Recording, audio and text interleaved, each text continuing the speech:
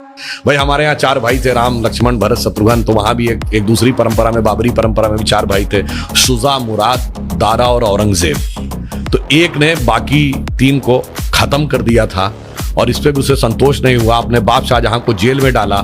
सगे बड़े भाई दारा चिको का सर काट के थाली में सजा के अपने बाप शाहजहां के पास उसने जेल में भेजा।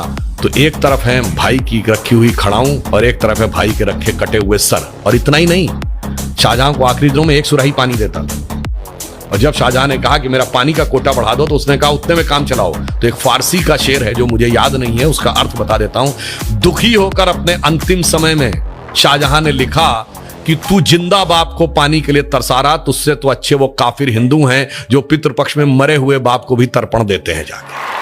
आप सोचिए कि आप अपने परिवार में क्या चाहते हैं मेरे भाई। किसी धर्म को मानने वाले हो, आप अपने परिवार क्या चाहते हो? चार भाइयों में वो प्रेम हो या चार में से तीन की गर्दन उड़ जाए। भगवान राम के लिए तुलसी ने लिखा है कि कहत परम पुनीत इतिहासा, अंतिम जो चौपाई है, सवन ही हो तो सकल भ्रम नासा, सुनिए तो सारा भ्रम का नाश हो जाएगा। जैसे मैं एक छोटी सी बात बताना चाहता हूं। कभी आपने ये बात, यद्यपि मैं पहले भी बोल चुका हूं, आप बताइए भगवान राम चार ही भाई क्यों थे?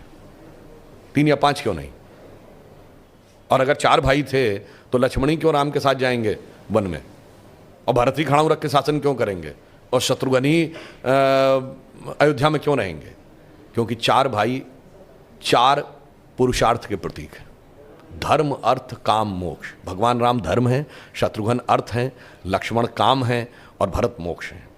अब देखिए साहब, धर्म के साथ काम यानी कामना यानी इच्छा सदैव संयुक्त रहनी चाहिए, इसलिए लक्ष्मण सदैव साथ में रहेंगे। भरत मोक्ष के प्रतीक हैं तो खड़ाऊ रख के यानी धर्म के किसी प्रतीक को रख के तपस्या करेंगे, मोक्ष प्राप्त होगा। और शत्रुघ्न अर्थ के प्रतीक हैं तो इसलिए वो राजधानी में ही रहेंगे, अर्थ कभी छोड़ के नहीं जा सकता। इसीलिए आप देखिए, कहा तो जाता राम लक्ष्मण की जोड़ी, मगर तुलसी बाबा ने लिखा हनुमान चालीसा में कि रघुपति कीनी बहुत बड़ाई, तुम मम प्रिय भरत ही संभाई। क्यों? देखिए, कामना को तो धर्म सबसे प्रिय होना चाहिए, लक्ष्मण को राम प्रिय होने चाहिए, धर्म को मोक्ष। और फिर मैं एक और बात बताऊं, जो लोग कहते हैं ना राजा दशरथ के तीन रानियां क्यों थी, क्यों? इसमें दो ही जुड़वा भाई हैं। कौन? लक्ष्मण और शत्रुघ्न।